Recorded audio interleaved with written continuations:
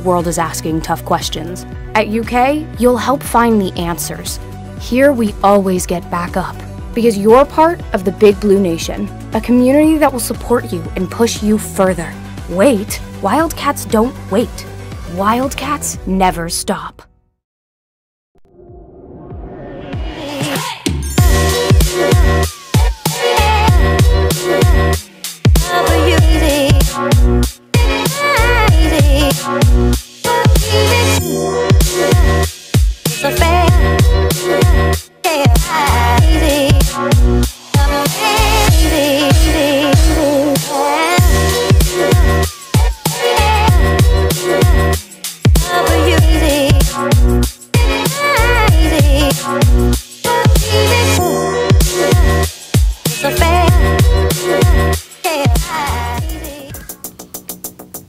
Good news is we have a streamer. Hey, good morning, everybody. Sorry we had a little bit of a tech issue, but welcome to the University of Kentucky Twitch with the Bluegrass Bowl. First Overwatch 2 LAN, like we were saying, with Kiriko. Super, super excited. Opening up with the UK A team. I'm excited about it. Blake, what are you looking forward to today?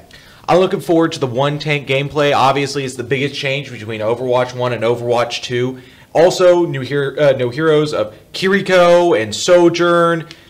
It's really gonna be a really interesting day, a very experimental day, and I'm loving the competition we've got here. I don't think we'll see too much Junker Queen. I'm just gonna go ahead and say that one right here. I don't think her on purpose. She's dead. Yeah. She is gone. If you see her, it's a throw pick. Yeah, especially with Kiriko in the lineup, which actually I'm curious how that's gonna spice things up. You know, you're starting to see a lot of high-level players. You know, I personally think she's gonna be really, really good. I know her heal output's pretty low, but I do also expect to see a dive meta, and Kiriko with her TP actually can TP into the fight. So I think it's going to be really, really fun. It's going to be a lot of stuff to see. Let's go ahead and take a look at our bracket to give you guys a little insight as to what we're going to be seeing today from the tournament. We got a bunch of lovely Kentucky teams here. We actually have, obviously, all the UK teams. Louisville's in the house. This is the place I went to school for a year, Center, where your family also went to school a lot. Absolutely. Good old Danville, Kentucky. What would we do without you? But yeah, no, so I'm pretty excited. I'm not sure if the bracket's on the screen. I'm not seeing it yet, but I know to start out, we have UK A team versus WKU A team. So that should be a pretty good game. I mean, obviously, you know, I think everybody's pretty excited to see, you know, what's going to go on, especially if you're from Lexington. You know, there's a lot of growth in esports here. Obviously, Genji's been doing a fantastic job with UK and everything that we've been looking forward to doing. Also, Keeneland opening weekend. It seems like we're always live with the LAN on Keeneland. I know. It's great. Yeah, I know. And we got the UK USC game too. Man, that game's gonna be wild. Honestly, Will Levis is not gonna be playing. We're giving some like UK talk because it's important. It's our land. We're gonna give you the UK football talk. Will Levis may not be playing, but I think we're still good. South Carolina is not good, so we're good. Fingers crossed. You never do know. Never know. You never do know. But, you know, today, hopefully, our cats here in the esports facility can bring it home. And there's been a lot of upgrades to Cornerstone over the years. And, you know, I'm really thrilled with how far, especially as a Lexington native. You and I have talked about this quite a bit. You know, imagine if this were here when we were kids, dude. Absolutely. Like, you know, I don't think I'd do any of my homework. I think I'd just be gaming all day. You know? Well, actually, I take that back. I didn't do any of my homework. Okay. So there's a real story. There's a real story, but no, I think, you know, it's a great day for Overwatch fans too, especially with Overwatch 2 coming out, and Overwatch really on the path to healing, and we're all excited for it. So we're going to go to our first map today. Obviously, this is our first time casting Push as well, the new game type, and I believe our first map is, let's see it, let's drop the curtain. The Coliseum. Okay, so this is one of the first demos that we actually saw of Overwatch 2 way back in the day, where everyone would say, oh, it's a Call of Duty game, which is very clearly just not, right? Like, you know, Overwatch is still very much so Overwatch. It's just not ability watch anymore, right? You know, you actually have the mechanical aspect of the game really coming back to the forefront for the first time, maybe since across all roles, maybe since original Dive. Like, there was a couple metas in between, but they got answered pretty quickly. So I don't know. Obviously, there's our UK A team right there. Got some studs. The guy who is 6'5" is Mad Jack. He's our enforcer of the team. If you see him go off the map, it is just a Mad Jack moment, okay, or dying to an ult. And we got Andy, our tank player in the back. Justin, who we got from GGEA in the Gen G program. We got Aspect on the far left. And then there's Butters on the far right, who has said he is going to one-trick Kiriko. We'll see if that actually ends up happening, considering he did not practice that. But, you know, we'll hopefully we do get to see some footage. Hopefully my team stays on the map this game. But Blake thought, you never know. You never know. I did see Andy fly straight off the map into Nepal Sanctum because he forgot he had hold to fly on Diva. Oh, that's great. So he tapped it once and he just went whoop.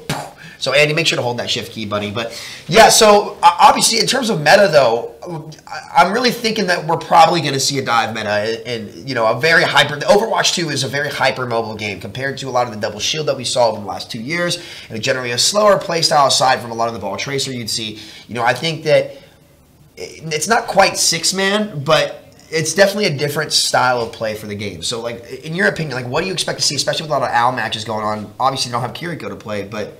at least in the league, you've seen a lot more mobile comps, a lot of Sombra. Absolutely, a lot of Sombra. We're seeing Diva comps right now in the Overwatch League, and some Rush comps. So we're about to go into the map. I'm really looking forward to this first tournament. Yeah, let's do it, baby. Let's do it. All right, guys, so let's head into our first map. We got UK Blue Team versus WKU A Team. Hopefully it's going to be a good game again. Thanks for everybody for coming out here to the Cornerstone facility in Lexington. We are stoked. And let's get into the action here, baby. Coliseum, beautiful map. I mean, you look at the maps that have been made, especially like the Portugal map, a lot of these maps, they are freaking beautiful. They have the beauty of Paris with the gameplay of Lijiang Tower. And you just love to see that, right? We're not missing Paris here, but it was a beautiful map. Maybe we'll see that in the PvE, which I'm actually really excited for as a big Borderlands fan. You know how much we've grinded Wonderlands and Borderlands. Give me those skill trees, baby. I actually saw Josh Snow talking a little bit about it, and Frito mentioned it too, like just how much goes into the PvE, which we still haven't gotten to see. So I think it's on the ups for Overwatch as we keep looking at this over the next year. But yeah, take a look at this beautiful, beautiful map. And that's just the Blizzard polish right there, man. That's just the Blizzard polish right there. It is just super pretty. And now for push though, Blake, I feel like tempo is just so important. And where you actually fight with ult, it's so different, right? You kind of have to sometimes like be really aware to one, not stagger. If you stagger while they're pushing back to where they previously pushed the cart on your offense, you end up really losing your team fight. So fight timing is super important. As we're going to see from WKU, it looks like they're coming out on Orisa, Sojourn, who I think we will see a lot of today, Ana, Lucio, Sombra, and UK Butters on the Kiriko. So is this the first LAN with the Kiriko gameplay? We also have the Rush comp aspect on Reaper, Justin on the Widow, and Andy on the Zarya as the first fight's coming up here. Big Sojourn nades coming out. Orisa trying to control the payload here. Orisa, like, she's a very brawly brute tank. Very different from what we used to see with the bunker style tank. Actually a complete 180 as UK's going to be looking to walk in. Andy's going to pop the self bubble on the front. Sojourn goes critical, but we'll see what ends up happening. The nade comes in too. A little bit of a slow ult by Justin does get the entry pick onto the Sojourn. There's one down for WKU. Andy's going to get slept walking in on the Zarya. Hack comes down the Reaper. Risk get down to one. Andy gets the kill. It looks like UKA team's going to clean it up. Aspect wonderful on the Reaper. And the new DPS passive on Reaper. What do you think about that? Absolutely. It's insane. The movement speed. You just see characters flying across the map now. Two brawl comps, really love to see it. The Widow pick is really interesting from the UK team. Great long sight lines on the very first entry point where the teams first fight. UK holding very strong the front line, and we got a switch from WKU also to Zarya. Yeah, Zarya on these push maps. I mean, again, the double bubble, I think, especially in ladder and kind of like more pubby games, like Zarya is going to be able to just dominate. She is a beast right now. As we said, these tanks are superheroes. As there's Justin again with the entry kill onto the Reaper. I mean, you get a player of that caliber out here as Andy is going to go down. Justin with the second pick onto the Ana. Nano Zarya comes out. And as we said, a freaking superhero, man. Zarya with the nano boost is going to be really crazy. That's why Ana looks like a really strong pick. As there's Magic running around on the point. And unfortunately, we're going to go down as we might see our first Kiriko ult coming out here in a second from Butters. And I hope to see that go well as WKU is going to turn the cart here. Late stagger also for them. That was huge. But we just saw it. The superhero power that you mentioned instantly gets nano. They were down a teammate, and they used their nano on the Zarya. Kills 3, completely turns the fight. Tanks are so important in this new game. Yeah, hopefully we see UK initiate with these ults here. You cannot be holding ult in these fights as we do have the walls up from Widow. As here comes the protection. Suzu hopefully in a minute. Yeah, there's the Suzu, but where's the ultimate? Gotta pop this early, but no, UK's gonna go ahead and take down too. Justin gets the headshot onto the Zarya. And they're going to go down. We're able to save the Kiriko ult. And I'm a little disappointed because I really wanted to see that come out there. I'm not going to lie. And the one thing, again, where people are saying Kiriko might not be that good is, her lack of healing, right? As, the EMP is ready to... Does EMP remove Kiriko? Oh, I don't think it does. I don't think it does, but we're coming up to an interesting combo, possibly from the University of Kentucky's team. We're looking at Suzu, the Kiriko ult. Oh, too late, though. Too late, though. Did not initiate the ult, but there's the Kiriko ult now on the point. Andy is going to go down. Justin kills 2. Justin kills 3. And there's 4. UK's actually going to clean that up. But WKU, you got to give him credit. The initiation with the grab and the EMP, that usually is what will win you fights. But if you don't get the Widow and you don't respect the Widow on the side, they can almost always turn that fight. Massive cap from the University of Kentucky's A team. That is a game changer. Capping on this point, I think gives you a 70% win chance. I saw last stat from Owl. It's a massive deal. Now, University of Kentucky can sit back, play a little defensive, especially with the Widow. I believe our Widowmaker has picked 4 times in the first 4 fights. Yeah. It is insane gameplay. A nice little steam start coming out. Butters has swapped off of the Kiriko after the start. His Aspect is going to get slept on the Reaper. Nice little sleep coming out from King Nation. Out there on the move as the Widow is still looking on the side. There's another shot from Justin. Gonna get 2. It's a Sombra. He's looking for her next. And looking for the headshot on the Zarya. Nano Zarya does come out. The superhero. You just have to disengage. You can never beat that as the bubble comes out from Andy. He's gonna have to play slower. The beat comes out from both teams. And here we go. The walls are ready. Can the damage come through as the Widow takes an angle on the right. Headshot onto the Sombra. Andy max charge forcing them back. But here comes the Zarya on WKU. Looking for the angle. Max charge on both teams. Tyler going to get the kill onto Aspect. Reaper, WKU up 1. You need a pick here if you're UK, as Andy's going to get really greedy. You've got to be careful there. And he's going to overcommit, and the Blossom comes out from Tyler. And that's going to be some big kills to clean up that fight from WKU. And I will say this as well. They're doing a great job of kiting the Widow. They're recognizing where the Widow is, and the Widow has to play the back lanes. I think WKU's A team definitely a little bit slept on here. UK's got to do a better job of actually respecting it and putting in their damage on the front line as the Ash swap does come out from Justin. And we'll see. So we'll see Reaper Duel coming out on the side.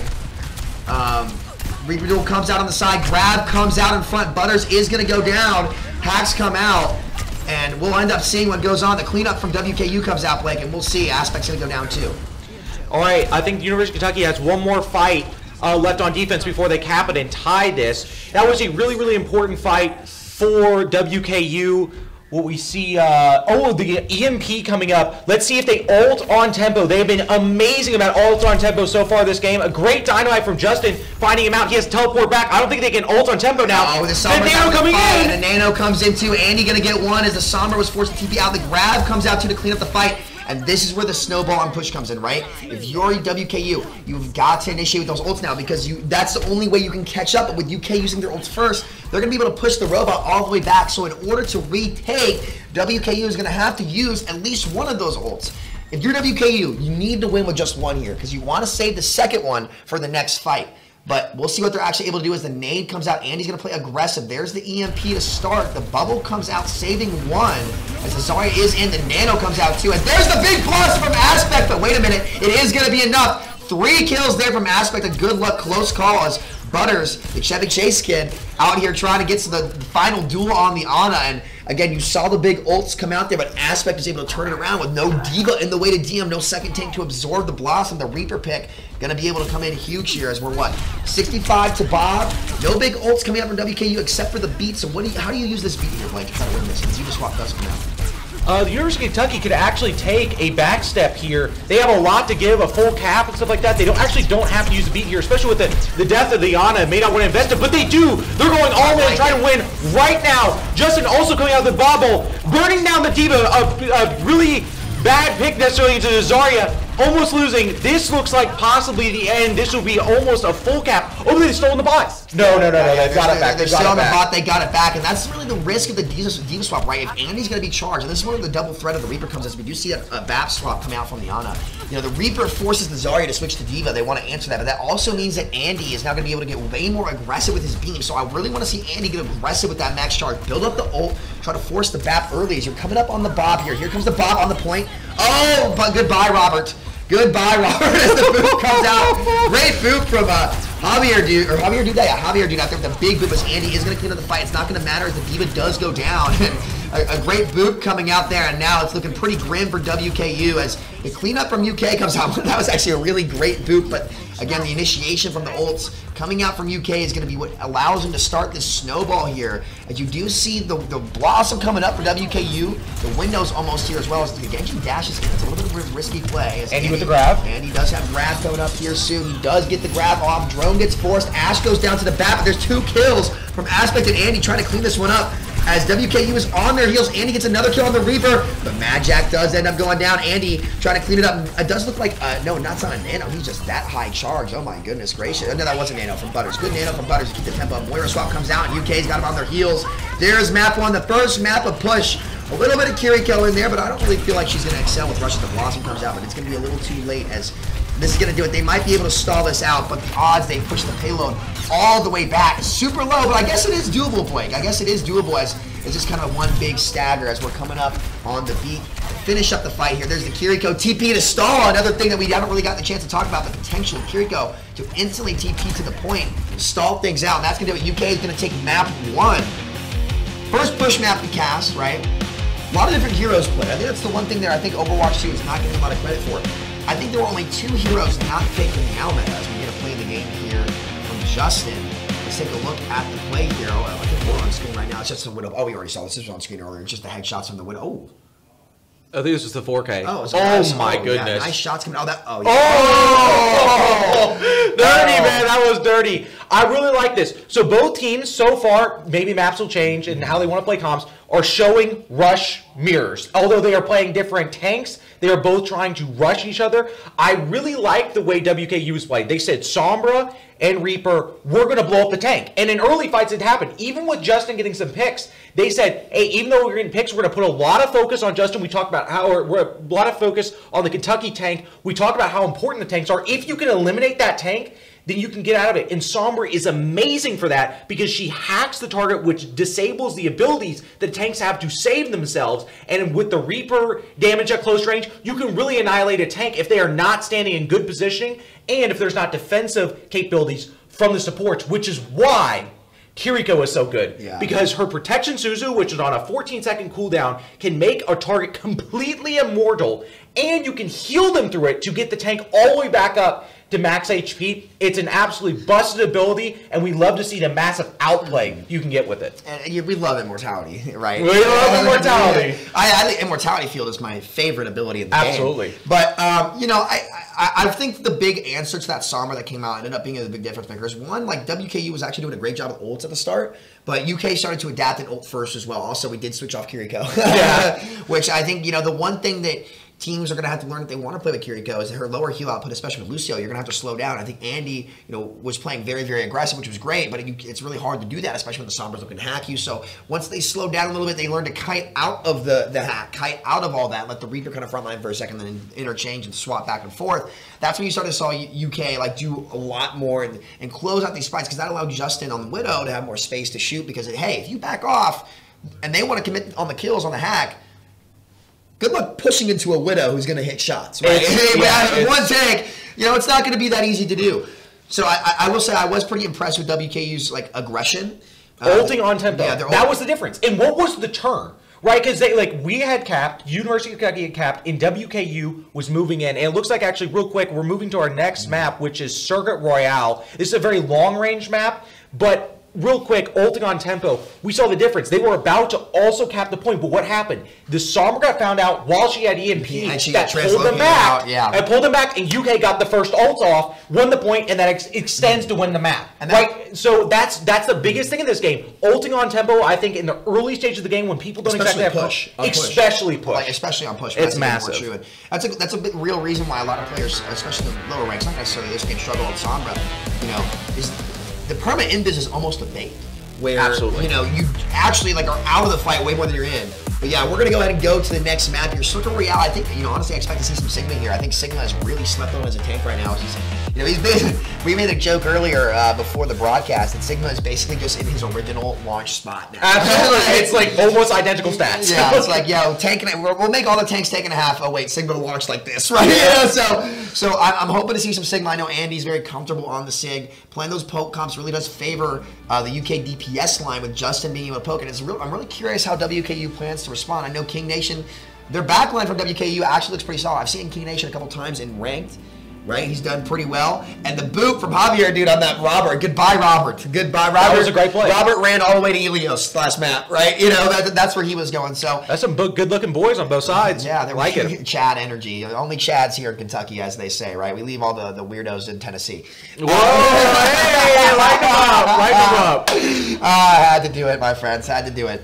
Yeah, we're not Vols fans here. Let's just make that come crystal clear. Nope. But yeah, no. So as we kind of expected, we see Bap Zen.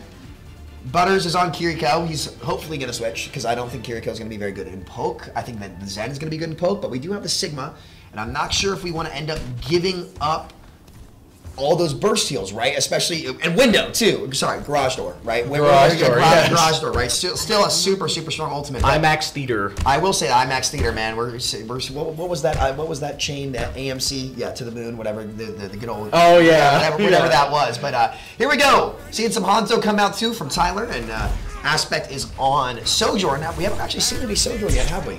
Absolutely not. But this is a really interesting difference between, we're looking at Hanzo on one side that's going to get more shield break versus a Widowmaker, which is more insta-pick capabilities. Yeah. So we'll see as the Sig is up really far forward. Andy's going to commit on this, though. He's got way more health. And they might be able to poke out the Sig as he's 1 HP and he goes down. A little too greedy there. I like the aggression, but his whole team's got to be there to follow up. As Andy, again, look at Sigma's stats. Dude, that is a stat monster right there on Sigma. So much health as the rock comes out, which also does an insane amount of damage. You know what would terrify me, Blake, to see what someone like Space could do on a hero like this. Like, geez Louise. But what do you think we're going to see in this next fight here? I think we're going to look for a hook shot to begin with from Justin. Let's see if he can hit it. Andy, I like this, pushing all the way up, denying sight lines from the long-range DPS characters while the cart comes around the corner.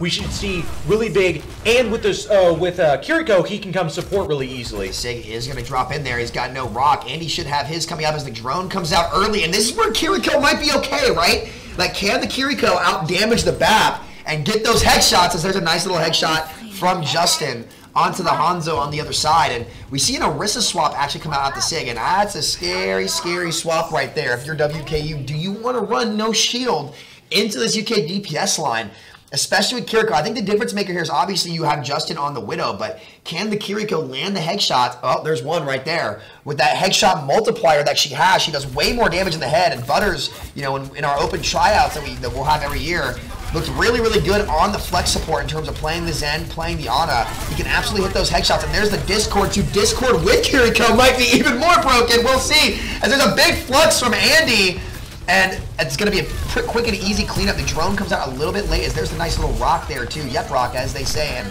that's a quick cleanup. That's scary, though. Discord with Kiriko headshots, man, I don't know what to look at there. Absolutely, and we're seeing now a comfort pick. I think with their Orisa, they started out with it on Colosseo. They're using it now when they're like losing. I like the pick, but they got to go aggressive with it. They kind of stopped midway. If you're using Orisa, you got to get up in the other tank's face. That is where she succeeds. And here's the problem: you have the whole poke comp, right? As UK is going to get the cap. The problem is, Is that a 7-minute time bank? Is this quick play?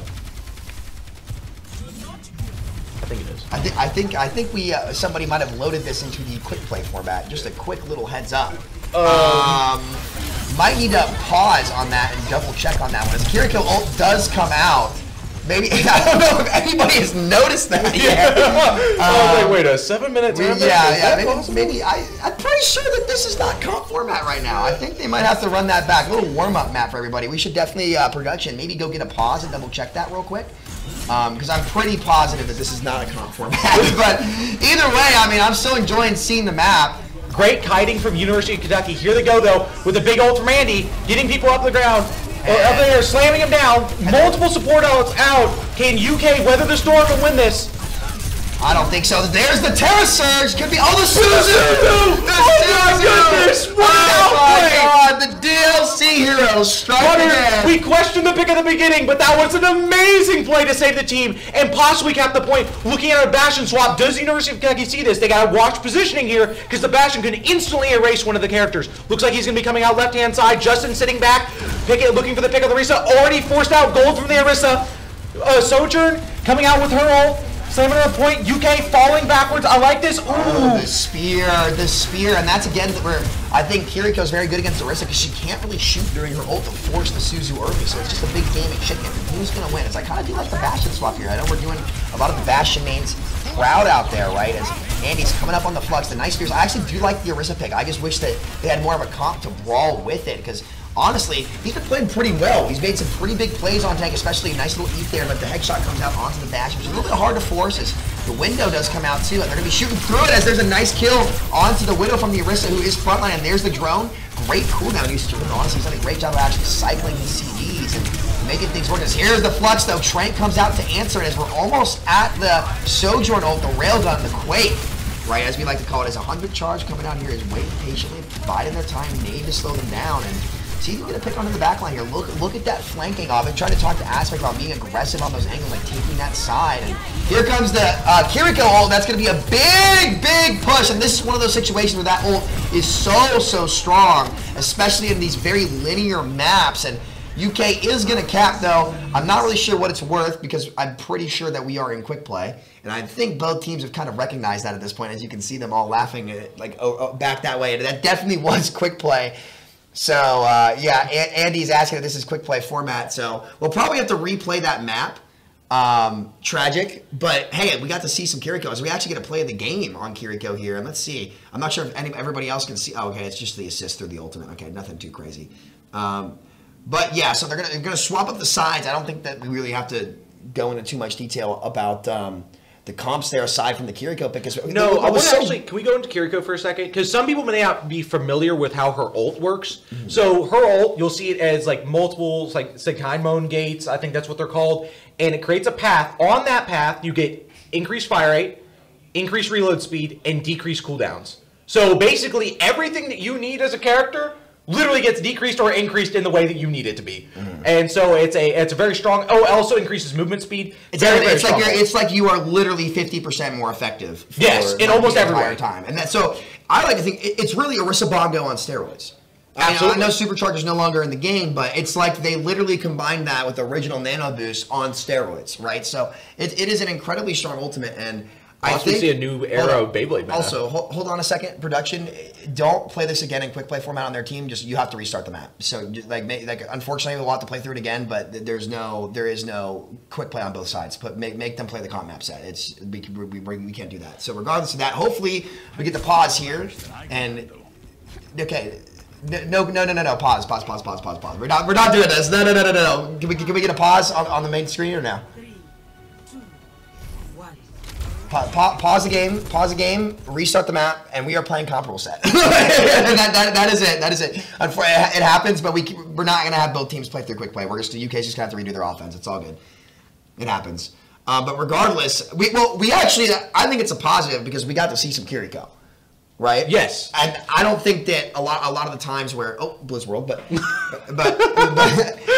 regardless, I think it's first LAN, Overwatch 2, it's a whole new. Don't worry about it. So what's super interesting, though, is what I was really looking forward to is how much is Kiriko played on the especially linear maps, right? Because I felt like that's where it would be better because on the circular maps, you think like Oasis, especially with her ultimate, which is just so strong, there's not a real answer to it on the very linear maps like Havana, like Circuit Royale, like on those points where it's just a straight lane.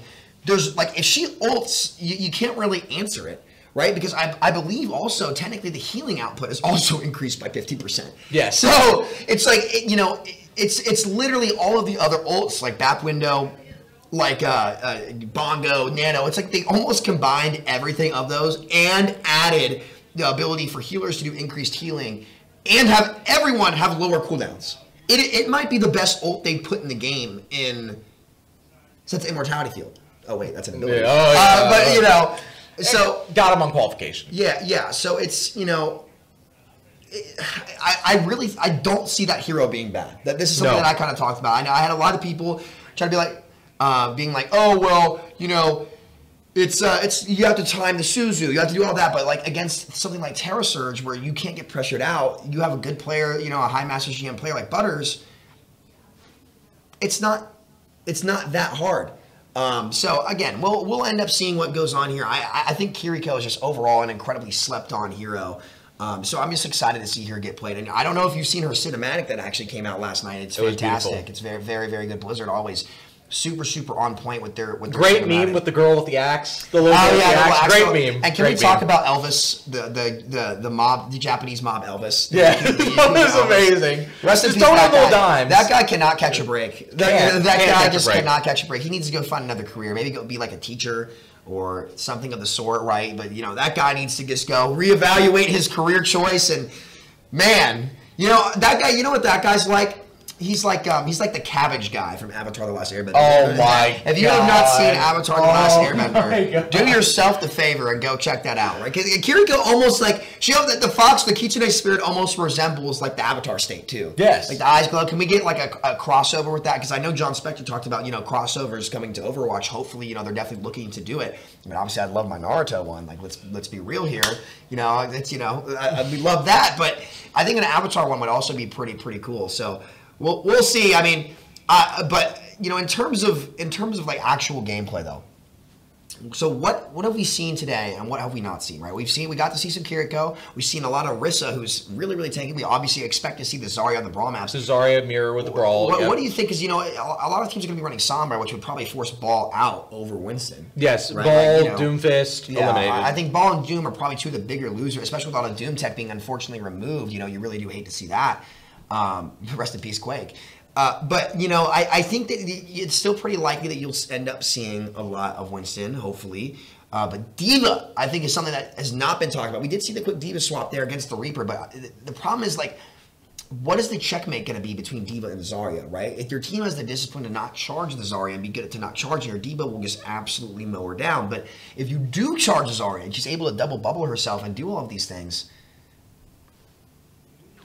I think in a vacuum right now, the best tank of the game is D.Va.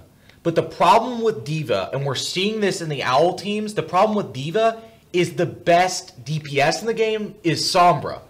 And so it hard counters D.Va in comparison to the two secondary tanks, which is Zarya and Winston. Winston can hide in his bubble. Zarya has personal bubbles. So she can offset that. While the D.Va, if she gets hacked, she's a stationary target with nothing to help her. She can easily get burnt down. That's why you're seeing, and you saw it on Colosseo, Reaper also played with Sombra. But the really good Sombra teams, the really good D.Va teams, they can figure out a way around it. Dante, a fantastic D.Va/DPS player. the Dante D.Va, dude. Who, by the way, locked in the 4 seed. Shout out to the Outlaws. I love how Dante just had to roll swap, because for those of you who don't know, back in the day when we all came from Minecraft, this man was a hard Zarya one trick. Like, he played nothing but Zarya all day. Our stack was, I think I played Zen, he played Zarya, and my buddy Parker played Lucio. We played Goats before Goats. We were onto something. Obviously, he's one of the more gifted players to touch the game, so he can play whatever role he really wants to. Absolutely. But no, I mean, yeah, big shout to the Outlaws and those guys out there. And then, I will say, if you had to pick one team to take the Owl Grand Finals this year, who are you betting on? Well, Mr. APAC over here. I have a little bit of bias towards the Soul Dynasty, and the great news about that is also their parent organization is the organization that sponsors this. We have them on our jersey somewhere. I don't know. Somewhere on our somewhere. So I hate to admit it, because we in our friend group we like to go against Blake, right? Always got to go. But at the same time, Genji's done wonders for us here. So we'd love to see Genji and the Soul Dynasty get out there and get their first. I would say Seoul is probably overdue, considering how big Overwatch is in Korea. And absolutely. And they've already been to a Grand Finals. Yeah. Which was the best Grand Finals of the ones. One of the only ones that wasn't a complete sweep. It was actually a really close series. That was shocking. That was a shock. Yeah, that was shock and Soul. It was 4-2, and I remember we watched the game because I had to go on broadcast from the front. Then I walked out in the living room and we sat back and watched the Grand Finals, which was great. And obviously, can you say again, Prod? Sorry about that. Okay, here we go. We got a little promo to go through real quick. It's on the very back. It's on the very back. Sorry about this, fellas. It's right here. All right, so fellas, we're going a bit to the script here, but the Cornerstone and the University of Kentucky bid farewell to one of the greatest people behind Cornerstone, Elias Afferbain Conwell, who Afferbain's super cool guy. Every time I've had the chance to work with him, fantastic. We had a couple of the captain's meetings, really active dude. So just wanted to say thank you so much for everything, man. He was the first official employee of the UKFCU Esports Lounge starting in November of 2020, and for nearly 2 years, Elias helped craft, build, experience, and mission the programming of UK Esports. So listen, none of this could have happened. This dude is like the backbone of UK Esports, and especially with us on the come up, it definitely would not have come to fruition without him. So man, thank you so much for everything, dude. Even in Discord DMs, you were super awesome. So, and best of luck going to the future. Yeah, man. Absolutely. Yeah, man. I mean, look, ideally in 20, 30 years, we'll be able to look back at Cornerstone and be able to tell a tale of all the originals. Hopefully the same way that we talk about Coach Rupp here in Lexington. That's kind of the big goal that we have here. Definitely want to have esports be a big staple, and everybody that's worked here at Cornerstone to make that happen. Big shout out to all of you guys. So thank you all so much for everything, for your time, for your blood, sweat, and tears, and the passion that you guys bring. You guys rock, and hopefully it's not the end though. Come visit. Yeah, come game, right? And by the way, speaking of all this, finally, we have meandered our way through, found a way through all these random conversations back to where we started. We are back at Circuit Royale, and it looks like we do have comp rule sets. We are in comp, baby. Let's go. Hey, more Overwatch 2 is more Overwatch 2. We just took the beta model. No comp. Oh my god! I forgot they did that. Oh man. There we go, fellas. Wait, are they actually gonna start on Bastion? Because they ended on that. I kind of like it because look, here's the thing. This whole state of the game right now is all about experimenting, right? And I think that getting maps like that in, I think if WKU can find the rhythm with their Orisa and find the right pick, because honestly, the pick was pretty impressive. The only reason why it didn't work was because, for example, when Butters had that Suzu on the Terra Surge, the Orisa can't force the Suzu on her own. So if they have the dive or another DPS that can actually get in there and force the Suzu, Andy, get off hog. Yeah, that's what I thought, buddy. Yeah, he's going to be on the track later if he picks hog. But I like this. A lot of teams, like right now, in an unsolved meta, right now, we are looking for play your best heroes. Like seriously, right now, play your best heroes. The meta's not solved yet. Do what you can. No, and I've been really impressed with this Orisa, honestly. His cooldown management has been fantastic. You can tell that he's been putting in the hours in. And look at that, the spear is just pretty good. They're trying to hold the corner, and the bash is going to be low. I think they're holding a little too far forward, but maybe with the Orisa, that's kind of what you have to do. Oh boy, there's the action. That's the risk, though. You pick Widow into Orisa, and you can really pound the hero when she doesn't have her cooldowns ready. As we're trying to turn this corner here, Butters does get the entry kill. There's the Kiriko, right? We're talking about, Justin also going to get the next pick, but the Kiriko, it's very similar to Bat, but I think Kiriko's burst potential and the burst potential of the backline with Kiriko Zen, if you have the players that are capable of following up, especially with the Discord, can be so much. And with Sojourn too, you have the railgun, man. That's a dangerous comp. Absolutely. And look, I want to really emphasize how smart WKU is playing here. Justin, which is Hele on the UK team, is an incredible Widow. Played in contenders. Just recognize, look, we can't take the 1v1. So why don't we switch to a Brawl, try to get up in their face, not give the Widow the long sight line she's looking for, and start poking her out. I'm totally cool with this on a long-range map. I like the way they're playing this. Yeah, I like it too, as we do have the honor ready, but the Bastion is going to go down. Here's the flux from Andy. There's a Kiriko TP. I think we see Kiriko on both sides. I'm excited about that, man. I'm really stoked to see Kiriko play, at least as a spectator, right? Playing against it might not be the most fun, as Andy's coming back out here. Big flux coming up that fight, and the Kiriko ult's actually already ready for WKU. Both support ults available. So the stone cold killer face, just straight up. Butters is going to use his Suzu early and get TP right out, and man, that's where Kiriko's. He's got the ult. Yeah, it's not gonna be punishable. Let's see who ults first. I mean, we're gonna have double Kiriko ult in this fight. This might get crazy. Here's the Sojourn ult coming in big. There's a double kill. One onto the Bastion as we're gonna clean up this fight. Kiriko ult is active for WKU, and both look at that beautiful map layout. And that gets kind of crazy, as we talked about, man. Both teams like an Overwatch speedrun edition, right? Absolutely. So up to this next fight, we're looking for WKU with 2 ults, but UK has a support ult. They will get a fight here. I also think it's really interesting that Justin has swapped to the Genji. Yeah, there's the Terra Surge, but the Trank comes out. Oh my god, oh my god. Whoa! The one-shot Terra Surge, and as we said, this Orisa gameplay with the Nano, 300% damage. Dude, he's been really solid on this Orisa. Absolutely. This is the pick they were looking for. Now they've stalled out the University of Kentucky. Can they keep this going? UK only will have 1 ult going up to this next fight. They've got to build a little bank, but also, to be fair, WKU does not have a lot of ults either. I think it's a really interesting way they're playing. They swap Torb to answer the Genji, so there's a little bit more poke. Justin can't go in as easily as they may want to. I like this from WKU. I think they're playing this really intelligently. Yeah, I know. I'll say that for sure. This is where there's a tough hole comes in, but the Flux comes out from Andy. It's a big one. Oh, the Sojourn's 1 HP is Andy. Gonna get the cleanup. He's very low, though. Gonna have the grass to get out. 29% on the Trank and climb it. Oh my god. Sigma's health just jumped up by like 400 HP in 1 second. There's the cleanup. Justin with the headshot. Aspect with the headshot. Magjack being a Magjack. Being 6'5". Doing what he does. Cleaning up the fight pretty well. Look at that handsome son of a gun on the screen right there. But yeah, I gotta say, I like the aggressiveness from WKU, holding forward that Orisa. Andy just had a great read there with the Flux to catch the backline out. As Justin at 5 HP, gonna have to dash out. And this is where Orisa can thrive. Let's take a look and see if he can actually get it done. Absolutely. It looks like he's displacing Andy a little bit here, but the protection Suzu allows him to fade right through the character. Justin, now 1 HP! Oh, man, 98 to Blade, too. But the Carter's pushing here. And they have space. Absolutely. They've got space. UK can fall back here. Western is also missing their main tank. The one thing I think Western should change on their playstyle just a little bit, their tank is shooting Andy a little bit too much.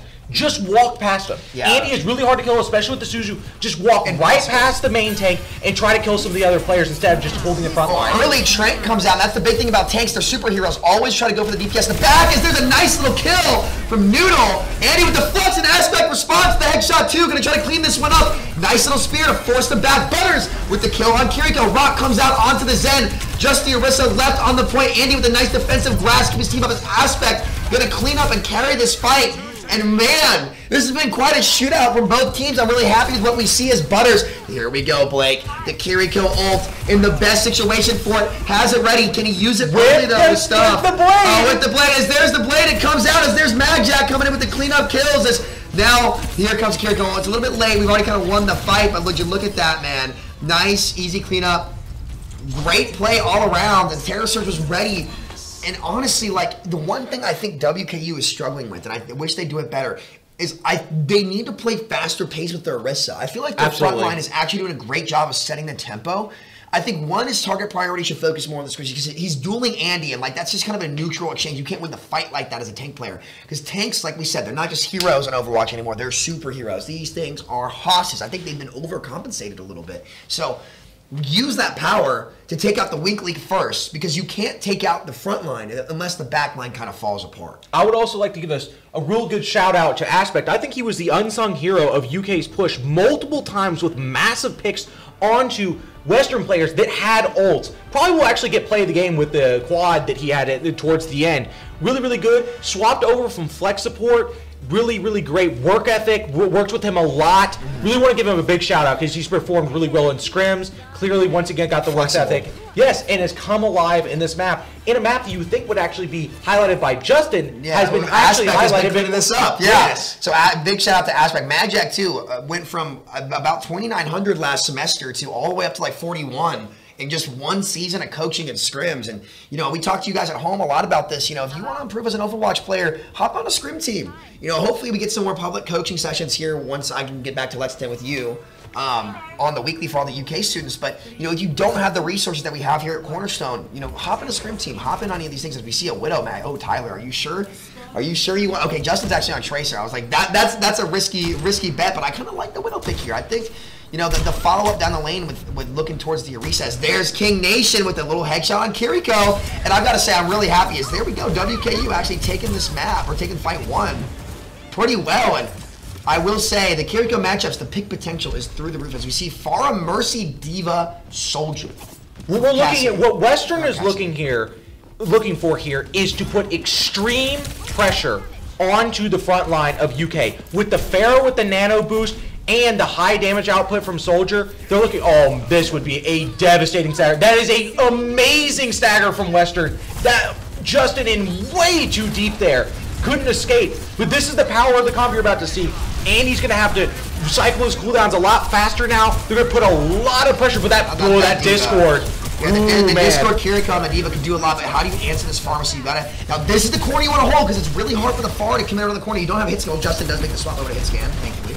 There we go. So we see that swap coming out as a Diva. See, if they pressure the Diva, now look at that. It's going to open up the far because the Mercy Zen doesn't have enough healing to keep that Diva alive. You almost want to swap to Sigma if you're WKU, but at the same time, the Diva pick's also really good, but you got to be really disciplined about where you take damage, right? And Justin reads it well, makes the swap over to that Soldier 76, and he's going to be putting in a lot of damage to this fight. But if you're WKU, you've got the ult advantage here. You have Kiriko ult. Oh boy, that could be a bad stagger, but I mean, the discipline from the tank on WKU has been really solid all this series so far. He's been a pretty big playmaker, knows his limits. Absolutely. I think King Nation and Hostity have been the best players on their team. They've been really good. And here comes the Kiriko ult, hopefully momentarily. They gotta initiate these ults. They want to beat UK's team, man. You cannot be holding these. As they do have the Kiriko ult, you want to initiate with that because it makes so much space here for your team. As there's a Kiriko ult, Aspect stuck in the back line, gonna go down. And as I was saying, man, that ult is insanely strong, but Andy's gonna get killed. Kiriko comes a visor onto the far. Justin gonna try to turn it. There's one kill for him. Gotta play discipline. Play on the battlefield. Looking for more, playing slow and a sig. Great slow push from him as the Soldier's gonna go down. And oh man, UK barely holds on. If you're WKU, you gotta be kicking yourself a little bit. You gotta initiate with that Kiriko ult because it just opens the door so much faster. And that early space, that early ability to crush other team is really what you gotta rely on in that situation. Absolutely. Like UK's comp is built to just hold ground, but Western's comp is really built to take ground. They need to do more of that. And oh man, another great pick from Justin. They got to really keep this up. That burns it. But look, Western's got a bunch of ults here. They got to use them judiciously, one after the other, but on tempo to push UK off this point. Layer those ults as here comes the bomb to start it out. That's a risky start as nice little dodge from Magjack. Barely avoids Magjack. Moment as there's the barrage. Magjack with the reaction Discord and the Trank.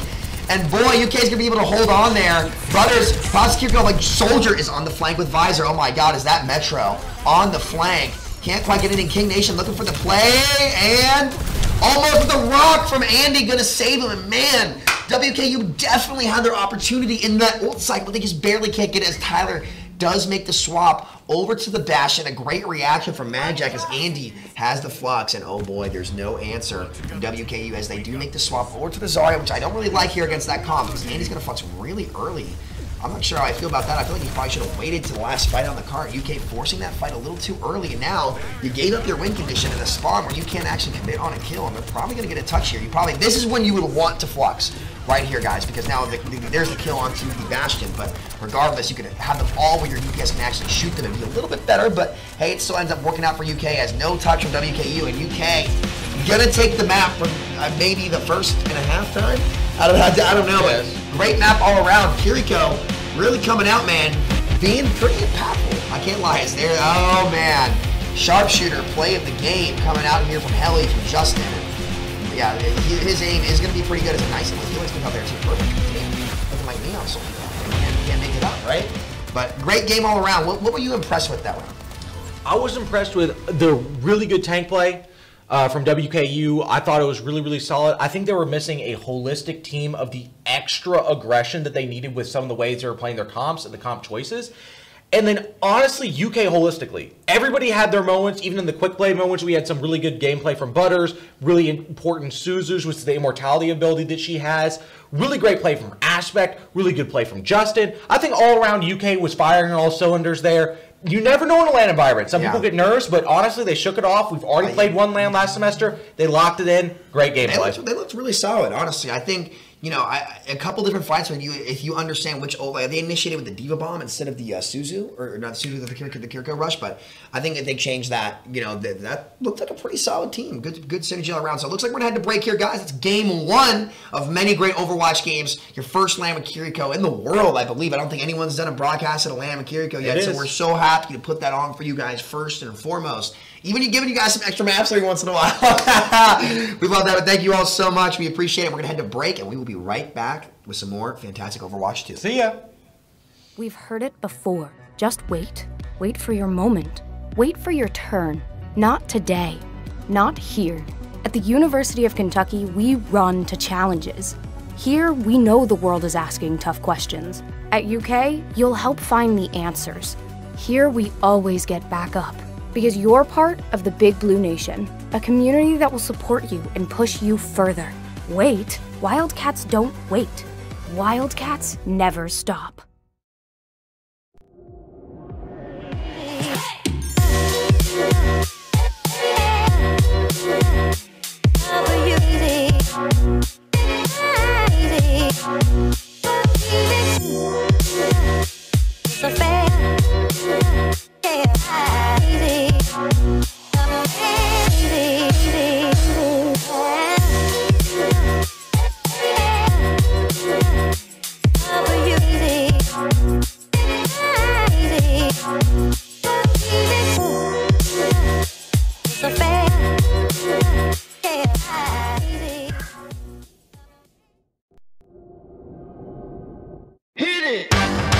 That's what I'm talking about. Wait! Okay, now, from the beginning. Hit it, boys.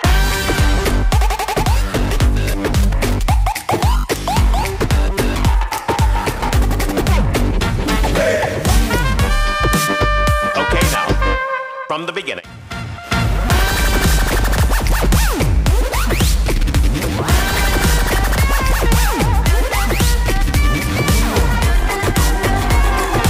Joint on a corner where the big boys play.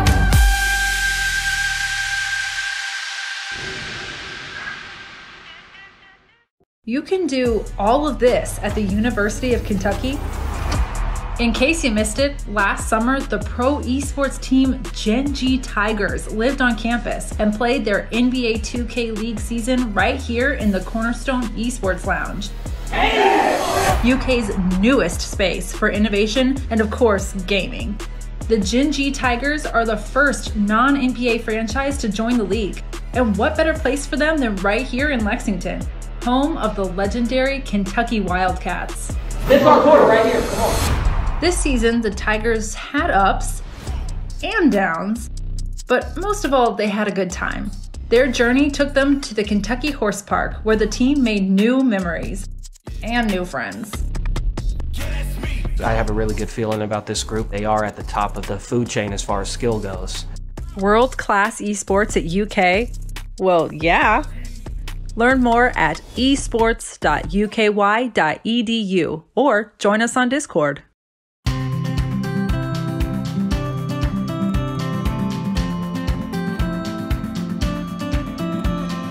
College is a big investment, and the best way to maximize that investment is to think about your future career, early and often. Whether you're undecided on a major and career path, know exactly what you want to do, or you're somewhere in between, the staff at UK's Stuckert Career Center are here to help. You can work with our career experts to connect your academics to the professional world by exploring careers and majors, learning how to build the perfect resume, and practicing your people skills with mock interviews. They also have tons of info on internships, micro-internships, and experiential education opportunities to help you develop important on-the-job skills without leaving campus. You can also meet up with students at workshops and programs, and there are even spaces where potential employers come to you for interviews. But prepping for your career path doesn't just happen in this building. UK has embedded career services support in the College of Engineering, the Gatton College of Business and Economics, and the Lewis Honors College. Stuckert also partners with other colleges at UK to host career fairs and career networking events all over campus. As a Wildcat, you'll be able to take advantage of activities and events designed to help you explore your wildest ambitions, while gaining the experience you need to land your first job. UK graduates are everywhere, pursuing exciting careers, changing lives, and transforming communities. Now, it's your turn to discover what's wildly possible and how you'll make your mark on the world.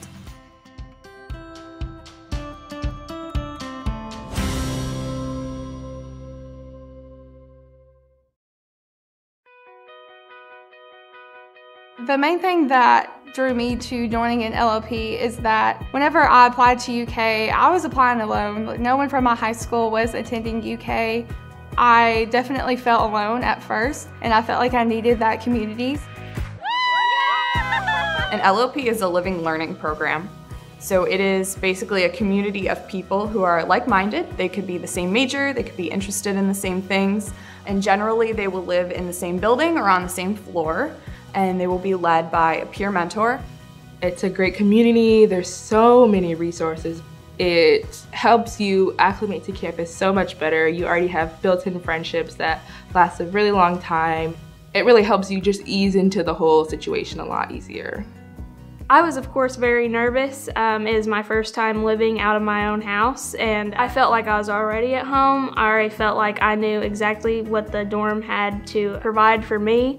It didn't feel like I was a new kid. It felt like I'd been here for a long time.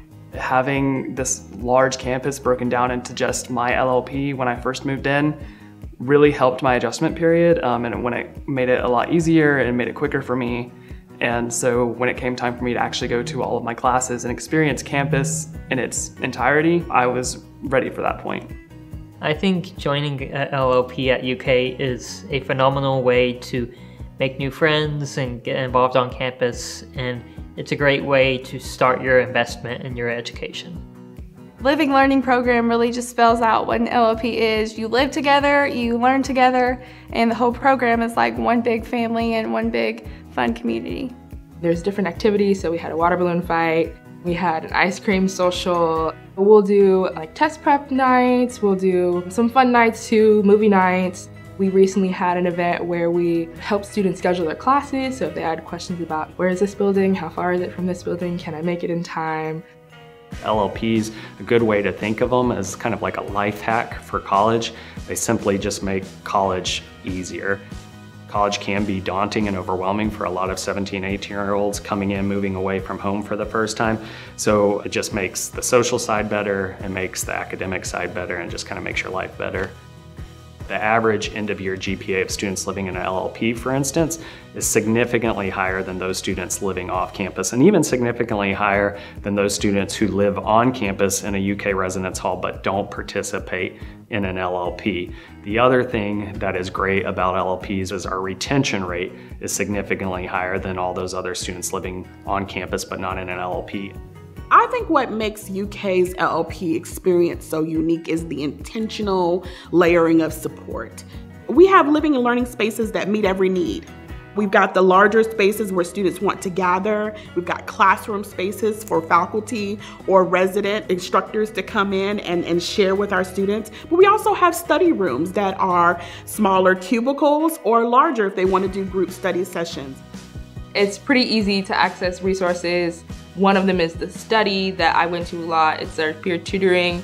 You would always see people studying. You would always see someone that you know in the study rooms that you might have in your class, and everyone on the floor was very academic focused. My coordinator would oftentimes bring in representatives from campus resources like Presentation U, which helps with presentations. It's just really great in the way that it builds that community for you. It gives you access to so many resources that you would not have had otherwise. And I do not think that I would have adjusted to campus life as well as I did without the help of an LLP. It is an experience that will leave you better than it found you. You will get something out of it. I think our LLPs allow our students to feel like they have a place here, that they have a home here, and it becomes that place that they can feel safe and they can grow.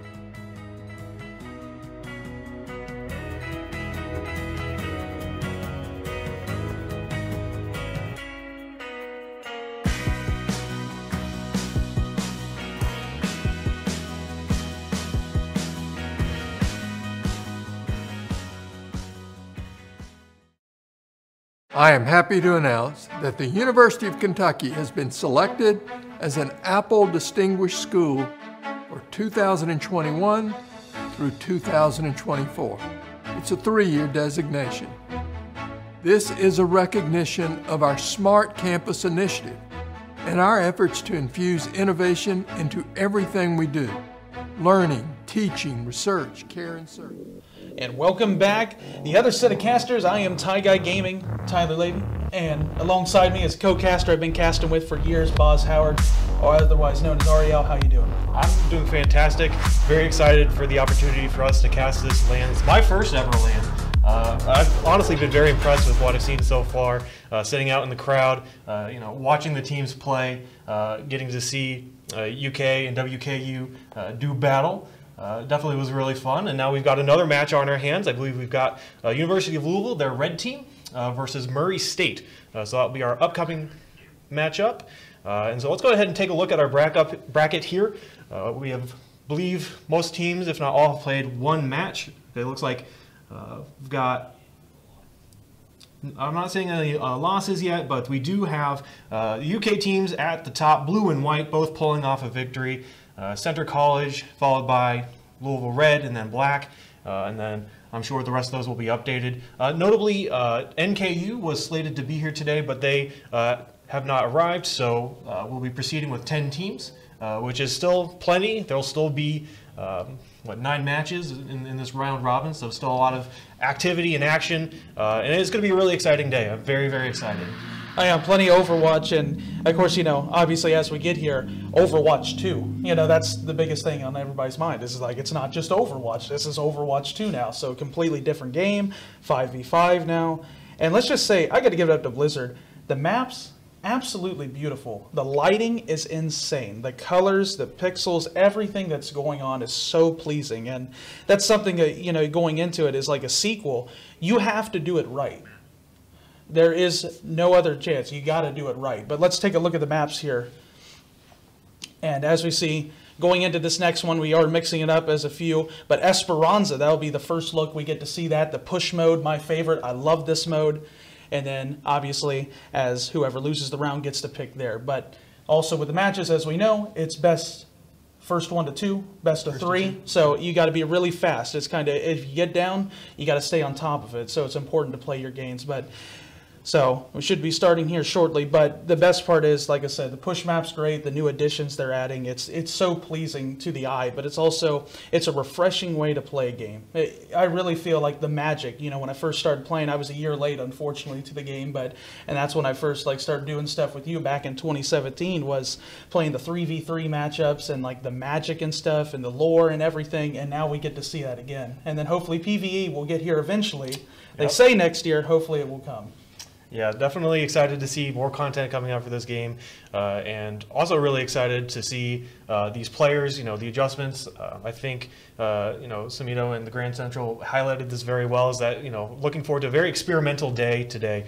We did get to see some Kiriko, and really, I think, a great job of highlighting the strengths of Kiriko. We talked about the, at first seemingly low healing output, but really it's that protective Suzu that can bail you out of a jam that will really turn a fight, especially when, teams, these guys, they calm very well. When there's a target low, everybody's going to focus on that, and so you're expending so many resources in order to be able to focus down a target and get that team fight advantage. But just in an instant, that one ability is able to kind of reset the playing field, and maybe at that point you've committed a little too much, and the fight just turns the other way around, or you've opened yourself up, and that extra time allows the defending team to kind of find another alley or another flank in and turn the team fight. So definitely looking for those sorts of mini plays in these team fights. I'm going to be very excited to see that. And I also want to highlight something you said earlier, as well as the first to 2.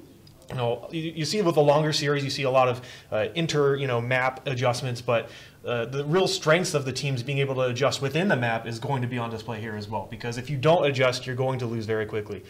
So I'm very excited to see a lot of composition switches if things aren't working out, and just really excited to see what we get. Exactly, yes.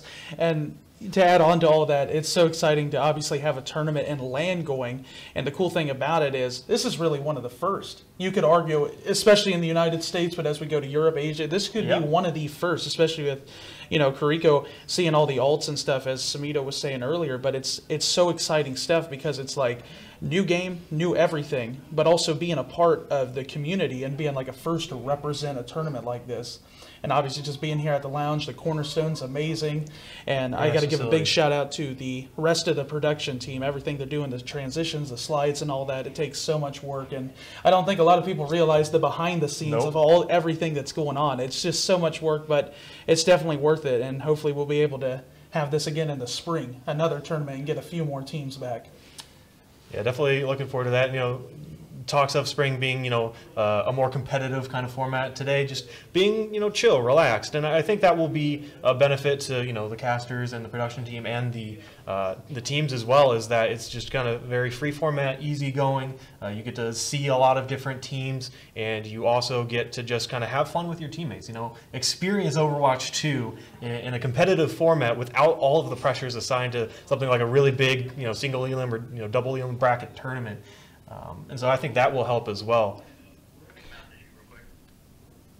Okay. And, you know, something that's really neat is, you know, obviously you said that it's more relaxed, and this is something that you and I have dreamed of as being part of like LAN tournaments and stuff. And going back to, you know, I used to do something back in high school where you get groups of people together to game and stuff like this, and it just feels so relaxed here. The atmosphere, everybody's excited. You never know what you're going to see. And I expect some more tour. I want to see some more tour by somebody. If we get some of the, you know, we have like Louisville, I think, has 2 teams. UK has 3 teams.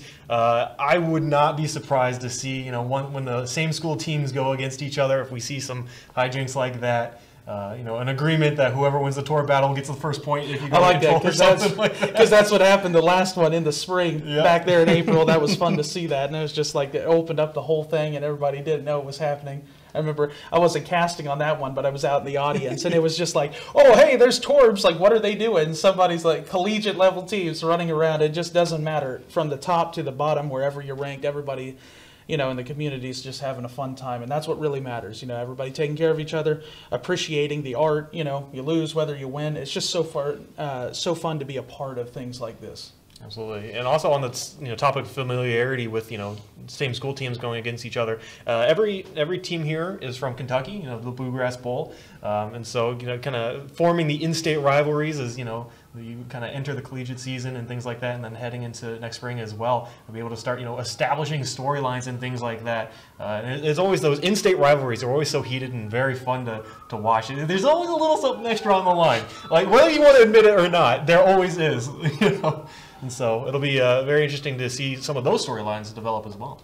That kind of takes you back to like the high school rivalries. You know, where we're from, like in Ohio, it's one of the oldest in the state. The Piqua-Troy kind of rivalry, and everybody gets so heated about that. But as you see on the screen here, we do have a technical pause, but we still should be able to get rolling here pretty soon. Until then, enjoy our lovely voices. Enjoy the, you know, the side conversations talking about our hometown. Here, let me just tell you the history of everything. The Overwatch 2 podcast with some lovely background scenery here. And again, something just really cool, being able to have all of the player cams, be able to have cam for the audience, you know, cam panning over the stage, getting all of those different shots, being able to see, you know, the players and their reactions. Also, I think, you know, at some points we'll be able to get some of the audio of the teams after victories. So definitely looking forward to that, being able to get just a little bit of a, you know, peek behind the team curtain, and just seeing, you know, what, you know, their celebrations sound like. So one more thing is, obviously I just want to say about the history of it. This is, obviously we haven't done this together. I was here in the spring, which is, I'm blessed that Kentucky was able to bring me back into this again. But, you know, we've done 2 leagues, which is awesome, the Encore League and the Renaissance, and that was so fun in building up that. I mean, it's so cool to just get a league and get everybody together, but then getting something like this is an even bigger thing. You know, some of these players can either go on from here and do more things or do different sides of it, and that's what I like about Overwatch. It's given me friends, obviously our relationship, you know, playing in tournaments, open division, all that, things like that, you know, seeing the pros. I remember when Al first started, and you and I were like, you were the Spitfire, I was the Gladiators, and we were throwing down, and then the playoffs, we all remember that Surefour play, a little bit of sneaky. Unfortunately, a little too well, but hey, then London pulled it out at the end. London did that reverse. You know, and since then it's just been. Yeah, so London did that reverse in there, and it was a little bit heated. I didn't talk to him for a couple of days. That's true. No, that's not. But yeah, that's fun. I mean, so much of the game. But I mean, it's crazy to think that Overwatch won 2016. You know, we're coming on 6 years. In the second game, finally, a lot of people didn't think it was ever going to come because at BlizzCon, I think they announced that in either 18 or 19. And then all of a sudden, everybody's just like, well, it's not coming. It's coming this year. But it's finally here. And I can't wait to see what more of this will bring in the community, but also the players and the pros, and everything's changing. And the biggest thing is obviously that 5v5. That's something where you got to be even better. If you're on a team, you got to make sure to stay on top, because all of a sudden, if you're not there, now it's even more limited. You know, it's not even 6 people. So I know that's probably tough for some people, but it's actually good. I love the tanks having these double abilities and all this stuff. It's actually pretty cool. Yeah, speaking of tanks, they especially in the early, you know, builds of Overwatch 2, tanks are a little busted, if I do say so. I'll, you know, I don't think it's really a hot take at this point, but it's pretty insane. I think just even watching that last map, you know, the technical skill of was that Hasadidi, I think, Hasadidi, on yeah. WKU, Yep. the Orisa, just the skill that they utilize with that hero, being able to like live so long. It's just like many times I'm just like, how are they not dead? How are they like?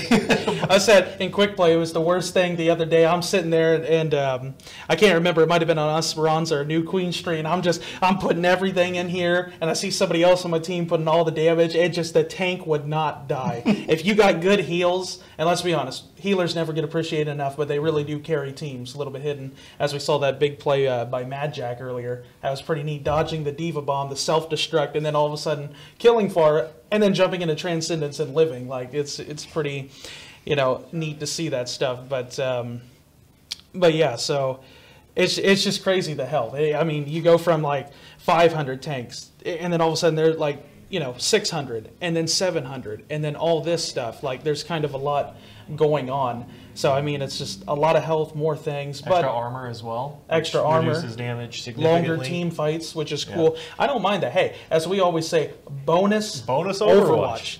Always got to get that. We bonus always Overwatch. like that. And 2 out of 3, you know, that's a lot quicker. So we hope to get some of these ones going to map 3, maybe a little bit extra. I hope for bonus Overwatch. I always hope for it. Always will take the bonus Overwatch, and we'll get. I mean, regardless, we're gonna get plenty of Overwatch today as well. And that's also another storyline, you know, that I'm curious to see develop, is that, you know, we're starting 9 o'clock in the morning, early for gamer hours. You know, we're probably sleeping at this point, you know, from an all-night comp rush.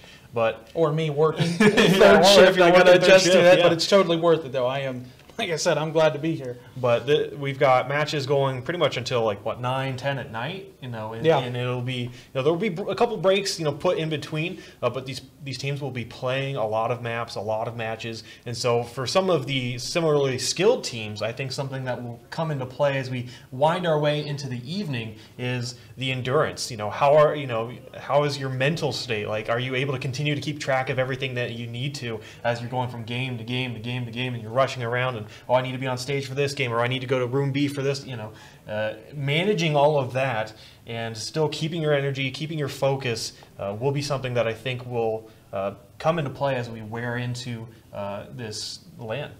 Yeah, adaptability, but also stability. It also plays a part in that, you know, doing the stuff like in high school with the tennis or the marching band, or even, let's say, show choir. Anybody who did show choir, you get what I'm talking about. You wake up like we did this morning real early, and then all of a sudden your whole day, then if you make it to the finals or later on, then you're playing the tournament all the way to like, you know, 8 or 10, and then it's like you don't get home till 4. So 24 hours, your whole day was dedicated to it, and it takes a lot. It definitely a toll. I know some people that don't understand the gaming scene or any of the esports, you know, they don't get that, but it's like just as much as any other athletics, it is something that takes a toll, which is why I hope that we see more of esports going into major things like Olympics and different things, and obviously we have like the World Cup and Overwatch, and we see that a lot more. That's what I love seeing this grow, and I love seeing the program grow here even more because the possibilities are really endless. Yeah, absolutely. And even just seeing when Overwatch League first came out, you know, seeing how some of the effects of a long season affected, you know, those players as well. So it's always definitely something to keep in mind as we're, you know, as you're watching any sort of extended season or tournament or LAN or something like that. Be interesting to see if that develops at all. Yeah, it looks like we got a few of the people. Looks like all Louisville Red. You remember doing the stuff on the team, like setting up the scrims and all that stuff, and there's always one person, and you know who you are. I'm just going to say that. You're that one person on that team, you know exactly who you are. The one that's always late or all of a sudden sleeping. Or we had restart the computer. Restart the computer 2 minutes after the scrim's supposed to start. Or you could play in a Columbus tournament, and then your one player forgets their mouse and has to run home. You know, that was a true story. That actually happened. A little stressful. About 5 minutes to go before the match starts, and it's like, oh, where's my mouse or something? You know, and it's like, all right, hold up. So it's always it takes a minute. Anybody that plays on teams, everybody here today, or anybody doesn't know about it, it always ends up like that. So much preparation here, this, that, do that comp, all this. We get a look at Louisville Red here on the stage. The stage looks awesome. The 5 computers, you know, going from that, you know, shout out to everybody that's helped set up and everything. They've done such a good job of adjusting the stage, changing all that. And the graphic, I love this. The Bluegrass Bowl looks incredible. The Blue Orisa, that is solid. That is one of the best designs I've ever seen. And all the colors so pretty, the lights. Let's be honest, everybody with their setup now has to have like 15,000 lights across the board. It's all about the rainbow effect. You know, the zoomer, ADHD brain. Ooh, shiny! Yeah. And it makes a nice aesthetic, for sure. Yeah, and to think about, you said about the whole Zoomer thing, like TikTok. Let's be honest, people. TikTok's fantastic. You know, the Overwatch memes, we've seen plenty of them. Let's be honest, the queue, the whole thing with the 40,000 people waiting, then all of a sudden it goes down to 5, and then you're back at 30,000, or it just teases you. It's like, Eric Andre, let me in, let me in. But I'm kind of right now waiting for the match. Let me in. Yeah, the people at that are watching the stream right now are here in person. They're just like, oh man, these guys are talking. If I wanted a podcast, I'd go listen to a podcast. Well, the joke's on you. We're here for a few more matches, that's for sure. Even if one team did not show up, it doesn't matter. We're going to be here for a bit. But also, I gotta say, Blake and Smito, fantastic. Oh, absolutely. I mean, the casting is awesome. Reminds of us when we go off to the rambling, but like the volumes, everything. Shout out to those guys. They do such a great job of the casting, and I'm glad to be back with them again as well. Yeah, and I think that highlights just being part of the overall crew. The knowledge that those guys have and the history that those guys have with the game really, I think, is beneficial to viewers either who have been with the game for a while, or even just the newer viewers. Oh, what's this Overwatch 2? Oh, maybe I'll try it out. Having that extra knowledge, being able to convey that knowledge in a manner that's easily received by the audience is such a talent that they both have, and such a benefit, because it just helps people get more into the game, and it grows the brand. And these sort of grassroots lands like this are really the foundation of esports movements. And so being able to have that sort of talent represent you is great. So yeah, they've been absolutely great. Looking forward to when we're not casting, be able to watch them cast, and learning from them as well. Yeah. And going off of that, just a little bit of a side note here, just telling anybody about the schedule who doesn't know, we will have a break at 11:45, so we have one more match after this, as long as everything goes on schedule. And usually with the last tournament, everything did go on schedule, but you never know how things are going to go with either Blizzard or our side or this, that. There's so many different factors that could happen, or somebody starts banging on the window outside. That'd be pretty funny. Somewhere nearby, it starts banging on the hill. Let me in once again. I want to cast. But yeah, we'll have the break at 11:45, and then there will be a dinner break at 5:45 later in the day. So it's very nice structured, where we're taking these little bit of breaks, and sometimes you need it, especially after when we ramble. People need a break. They're just like, people just throw it out their headsets. They're definitely muting the stream, to be honest, if we're here. But nah. But yeah, so and also, going back to this, and I already said this about the whole thing with Overwatch, is the Coliseo Esperanza, New Queen Street. And I know there's multiple others in there. Just the lighting and the whole new formats. I mean, what all do you expect to see, to be honest, coming through? Or like, what are you really looking forward to even more? Just in general, or talk about composition-wise? Sure, yeah, everything. So, everything. So something that I liked is that they also, I think, in addition to the new maps, they also maybe slightly tweak some of the existing maps. I think they added, a couple more natural covers, things like that, to kind of aid in the new play style that we're seeing. And I think that it's a much quicker playstyle from what I'm seeing. Even if fights sometimes do last a while, I think the movement's quicker. You obviously have less crowd control, or reduced, instead of stuns, you have slows. For example, like Mei, instead of her being able to freeze, she just slows you down, but does do more damage, kind of as like that balancing trade-off. So I'm excited to see, a faster pace of play. I think the 5v5 makes it a little bit easier to identify certain, components of team fights, compositions. It'll be very interesting to see how some of the more established play styles will actually, pan out in this 5v5 format. Talk about like dive, poke, rush. We did see a little bit of rush in that last matchup, and something that the Grand Central highlighted, Blake, that I thought was, right on point was that, in rush compositions, it used to be where you would just spam down the tanks and. All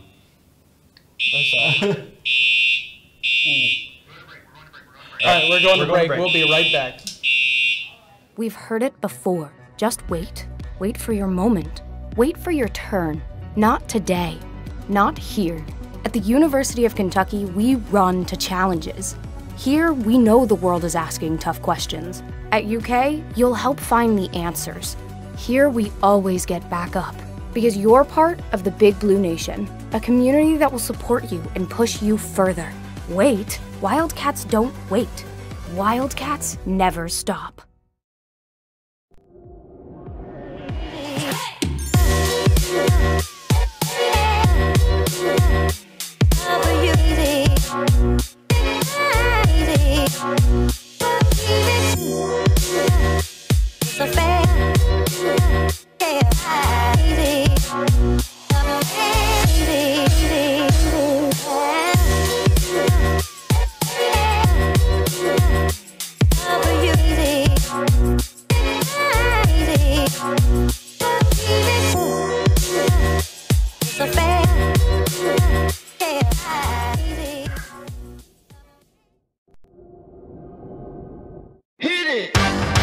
That's what I'm talking about. Wait! Okay, now, from the beginning. Hit it, boys.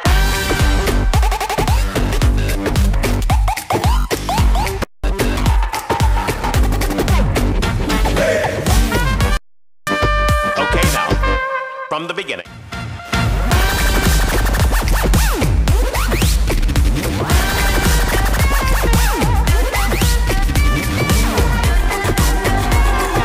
Join on a corner where the big boys play.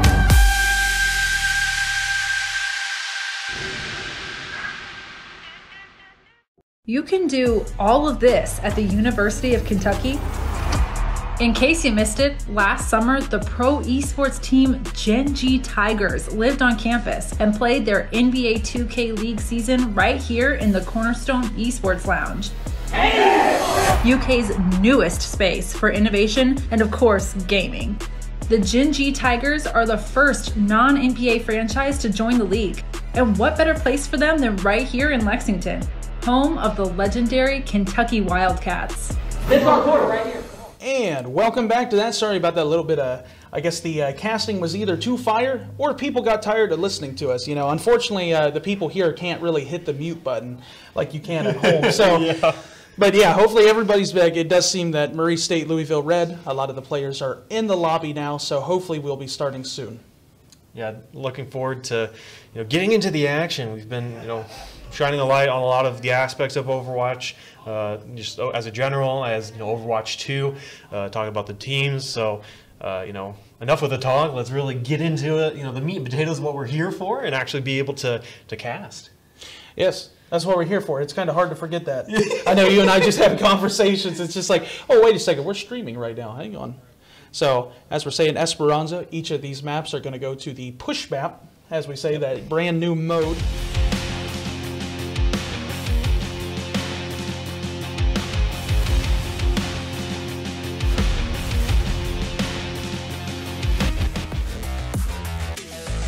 Thing, and it's kind of a new way to play the game. I think that's what people got tired of. The 2CP lol, we all know about 2CP. And as I say, Murray State University and University of Louisville Red, the red team going into this. So they have red and black. They have two teams, I think. Red and black, yeah. I'm just trying to verbally remember that, but all right, getting into it, man. Right off the bat, something you've been saying, just the looks of the map, absolutely gorgeous, and the observing has been fire, so far. Mason doing a great job with that. So Murray State here, do you hit the player cams? I love this player cams here. You know, obviously once again called Bluegrass Bowl, but it's cool to see the, you know, the players here. So I love the straight. It's like this New Orleans kind of style. I feel like what they're going for, and just looks so good. All right, so early looks at the comps. We do see, you know, who knows if any of this will stick, being pushed, you know, both teams in the spawn.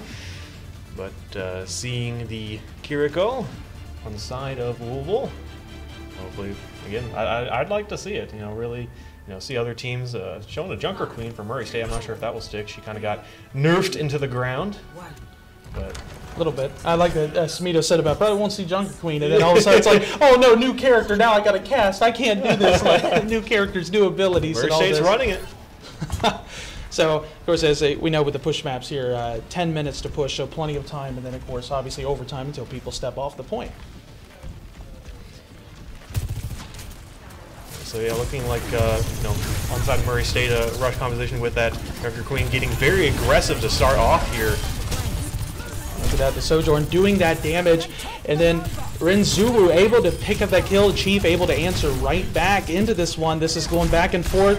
The Reaper play here doing a lot of damage, but right now Murray State, the kills are coming in more, and a lot of times this first fight is so crucial into this because you want to get onto the board right away. But as I'm saying that, Zulu coming right back, able to get the kills. Man Event now joining in onto that, so a minute off the clock, pretty even, but finally Murray State's going to be on the board, pushing this and getting that cart rolling. Yeah, it looks like Louisville will go ahead and switch to the Zarya to counter with a rushier composition as well. Just a great job for Murray State being able to rush in there, focus down the Sigma, which again, very hard to kill tanks so far in this meta, and able to take an early advantage here. It looks like both teams going in here. University of Louisville trying to get up top, drop down onto the point there.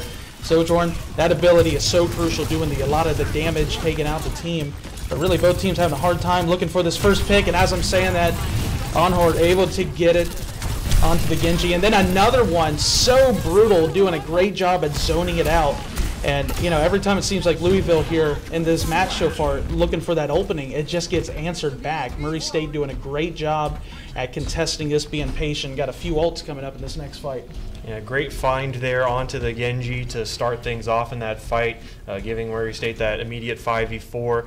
You can tell that I think Louisville looking for some of the, you know, try to use the high ground to their advantage, and, you know, the fight kind of broke down in a way that, you know, the Genji was off in a different place, and again, currently, you know, Ven over there harassing constantly, so for Murray State, got to be always aware of that.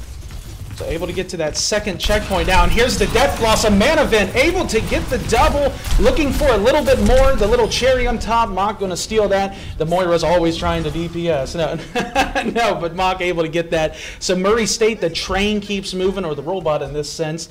The aggression here is just so good. Anything Louisville's throwing at them, they are stopping it. And Main Event was a really good flank right there. It's very, you know, it's clear to see from a, you know, observer's standpoint, just walking right back up. Nobody looked behind. Very, very dominant play.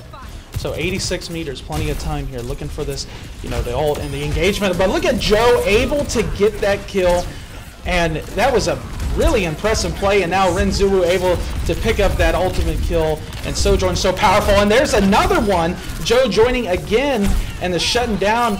Could this be the final, or the opportunity that Louisville has been looking for? I mean, 640, plenty of time, no worries, but that looked completely different from them. Yeah, it started with the first pick, and then using the coalescence to follow up and kind of enforce their will. And something really big is that they were able to force Murray State's beat, so not able to have that you know, support ultimate, which would be really great here as they're trying to rush in. They no longer have that tool, and right into the graph. And there it is. And then as we see the other side here, the Sojourn Onhord able to get the kills, but answered right back with a Dragon Blade. And Louisville's getting these kills to stay.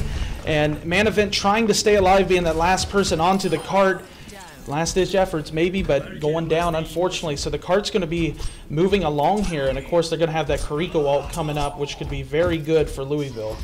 Yeah, Louisville still has a long way to go. I didn't realize how far Murray State had pushed it, 93 meters, but Louisville well on their way, and coming up, looks like their ultimate covered a little bit bare. However, I think if they use this Kiriko ultimate early, and especially when Murray's engaging, they might be able to catch Murray State off guard and just shred through their attack.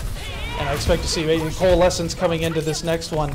It all comes down to that. Genji looking for that, but Venom really zoned out. Murray State doing it, and the Junkie Queen ult moving in now. And this is just absolutely chaos. I love this Overwatch 2 style. Everybody trying to brawl on the point, and both teams are just like, no, you do it, find the kill. Sojourn, and there's that ult by Kiriko looking for it. That's what they need. Gert able to assist there, and now Magnum getting the kill as well. So Louisville playing really aggressive. They're kind of doing a little bit of poke, being patient, and it seems to be quite working on that. So 40 meters answering right back, 5 minutes, plenty of time left. Yeah, eventually they, the Kiriko ultimate was the ticket to ride. Also helped with, just being able to have the fight have gone on quite a while. I think in that static state where both teams are trying to either wait for an ultimate or wait for an ability to come up, and so just a really great execution there by Louisville. It seems like not too many teams having the few ults here. Louisville, I expect that Coalescence coming out, looking for the aggression. And Louisville doing a good job of controlling the high ground, kind of zoning out Murray State right now. That Coalescence coming in, Venom able to get the slice and dice kill, 78 meters, and Ariel, they're really at this point answering it. But look at this Manovan with the death loss and able to pick up another one, and Venom getting shut down. That's unfortunate. So as I'm saying that, it's that caster's curse all the time. It's just like, oh, this team's doing good. Never mind. See you later. So Murray State got to go quite a while to get this back rolling again, but definitely staying on top and trying to stall some time off the clock. Yeah, 4 minutes left. They still have a lead. It's a little bit, only like 12 meters. They're going to be running into a Grav and a Sojourn ultimate, so definitely some tools that they have to work around if they want to continue, solidifying their lead. And they're not going to have too many defenses against that. That's going to be a deadly combo. So waiting there, and there's the grab coming in. And of course, Sojourn looking to find it as well, looking for these kills. But Manovan answering now. Murray State doing a good job at answering against that. And that's unfortunate, Ariel. You expect with the grab, I mean, sometimes you use these ults, but sometimes it just doesn't stick and work out. So the kills come in. Look at the aggression by Murray State. I think what might have happened there from my perspective is that the grab happened, I think, behind the bot. It was behind some sort of structure, and I don't think the rest of Louisville was there to be able to follow up. We saw Ven looking in a different direction from the grab as well, so I think that was the primary reasons for the lack of follow-up there. So looking for this first pick is so crucial, as we say, even in Overwatch 2. 100 meters now, not too much to go, and only 2:50 on the clock. Looking for Louisville. Use that Kriego ult, but as I'm saying that, the Sojourn off again, unable to get those kills, and look at the damage there. That ability is so strong. Manovan coming in, cleaning up the kills here, and Murray State, the aggression keeps it going. And of course, as we see here, it's really hard to push at the end because that spawn is so close, but Ren with the headshot onto Manovan, that's big, but Ariel, they're running out of time. Louisville doesn't have too many answers here. They will have the Coalescence coming up this next fight, but look at how far they got to go. Yeah, I think that was a big pick there. Onto main event is Murray State deciding to just back out here, try to hold beneath this arch, but it gives Louisville at least an opportunity to get a little bit more progress. But they do need to win, I think, this fight to begin that snowball process. As you're saying, that Manovan coming in with the Death Blossom, getting a 3-piece, and the first team kill I think we've seen of this match so far. And as you're saying that, talking about Louisville, the momentum they need, and just like that, they lost it. So Murray State looking to close this one out. And unfortunately, at this point, Louisville's just going to have to stall. They're going to have the Sojourn arc, ultimate, I should say, as well, and the Blade. But look at Honor able to get that kill onto Magnum, and then looking for a few more options here. Here comes the Slice and Dice, the Blade, not able to find it. Joe taking himself out somehow. That's crazy. And Venom able to get a kill, and now Chief, this is just back and forth. Both teams are going crazy. These team fights, I love seeing this in the Overwatch 2. Still trying to stay alive, but it should be Murray State pick up these kills, and as I say, there's Venom stepping up. And once again, the caster's curse, he can't really say anything. And Ren, but the question is, Ariel, is this too late? Or there's still plenty of time left? Well, I mean, there's still time on the clock technically, so no, it's not too late. Is it later than you would have preferred? absolutely.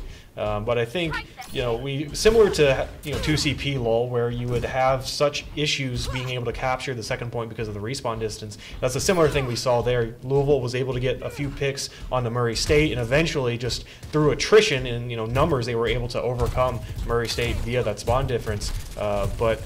As for sustenance here, they're going into Coalescence with, I think, none of their support ultimates, and they're now down a player. This is going to be a very hard final fight. As you're saying, that Manavent doing a good job, and that's been such a key success here for Murray State, is you have that DPS getting the pick. Now Chief joining in with a nice little headshot pop there, and Honor getting a kill as well. So Louisville is still pushing, though, despite the kills, but at this point, 8 seconds on the clock, it's really just a stall effort here. Mock able to get that kill, and this really should about do it.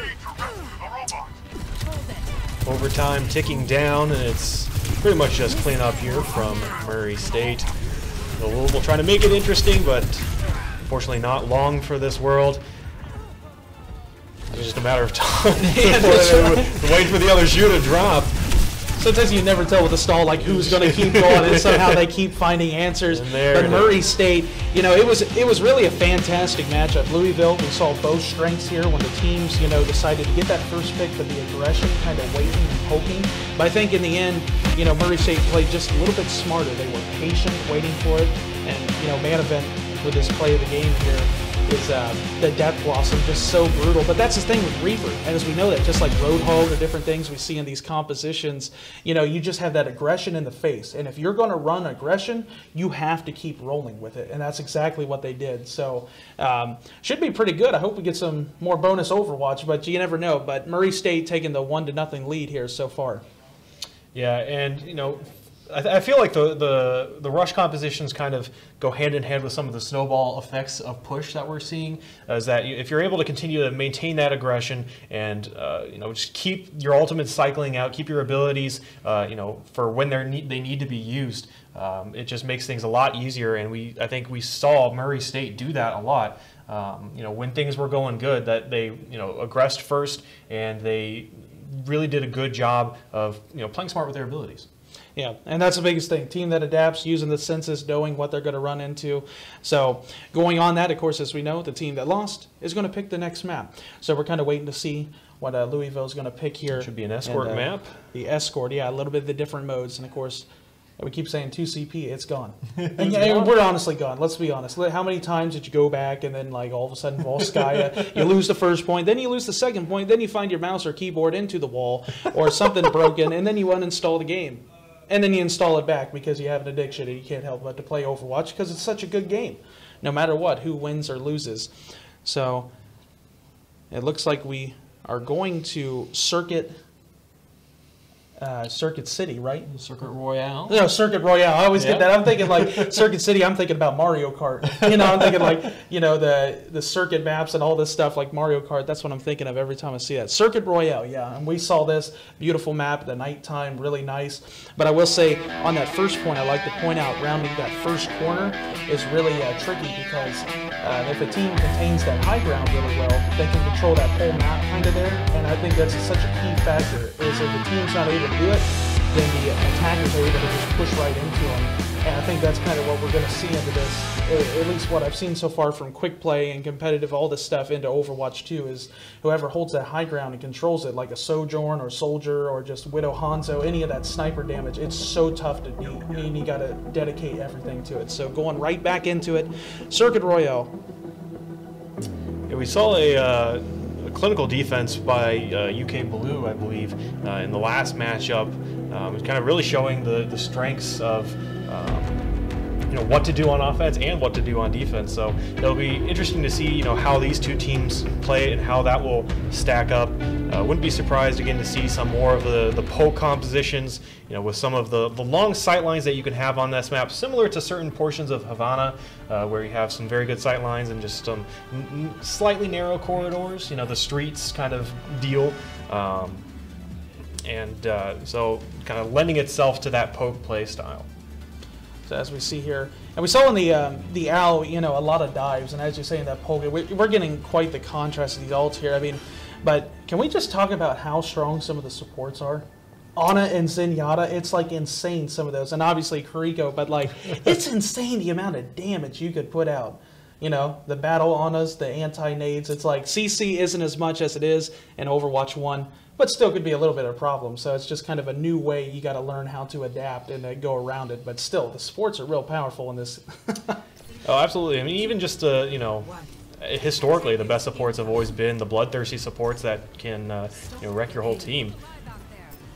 Look at that man event, almost getting that headshot there. That was pretty close. I was like, man, starting off a pick, that's so crucial sometimes for Widowmakers, turning a whole entire fight. The cart moving pretty good here for Louisville, looking, both teams trying to do a good job, but Murray State doing nice, kind of being patient, staying up on that high ground, looking to pounce, and that's kind of what you really have to do with some of these comps, to find somebody that's low and doing that. And that anti was huge there, trying to find the kill. Man event now getting on top of that. And so it looks like it's already going to shut down Louisville's first fight. They're kind of staying into this, but they got to be real passive and careful here. Otherwise, it's going to go against them, and it could be very costly. Have to force Murray State off this high ground, I think. Right now, Chief's a little too comfortable up here, just able to send a lot of damage into Louisville, and gets the bonus support of the rest of their team. And also, it helps when your Widow pops off onto the support. Main events showing why they are the main event in this map so far. Oh, main event, that would make sense. I've been saying that man event. Yeah, I'm sorry. You know, it's kind of one of those things. It's real hard. Casting's hard, okay? You know, but Honor answering the kills here, and you know, Murray State has got the answers for Louisville. They're kind of struggling here, but I really got to say, I really got to say is, you know, that you want to waste as much time as possible, and that's exactly what they're doing. So 2:23, plenty of time wasted off here, and I think both teams are really at this point just kind of poking, looking for these big ultimates with Sojourn. That's good. Move right there by Louisville, pushing them off of that high ground, and here it goes. But Honor able to get that kill as well. Back answers it back. No, you and Renzu now joining. So this is possible. Louisville needs a few more picks here. 2 minutes. They got plenty of time rolling into this one, but just waiting for the ults. That was a good swap onto the Tracer, being able to secure a pick to even the team fight, and also force Murray State to look somewhere else. And here it is, the Nano. Laid out Sojourn with that damage, trying to find it, and main event able to get 1 and then 2 and then looking for more. And every time that Louisville steps up here, Murray State has the answers. Brodo now joining in onto the kill feed. What happened? So they did a good job of forcing Murray State off the high ground, but then they kind of played right into the sight line of main event, and main event just able to have a field day. You know, again, going back to the reason poke is so effective, these long sight lines, and just able to secure the team fight. And the graphitic flux there on top of that with the damage is just so much, and it just doesn't seem Louisville has too many answers. I mean, they're going to have the Kiriko, they're going to have the Coalescence, and on top of that, graphitic flux as well. They're going to have to start using these, you know, but 56 seconds, there's not a lot of time left. The big concern here is that you expend everything at once, you know, so you really need to have a measured game plan with how you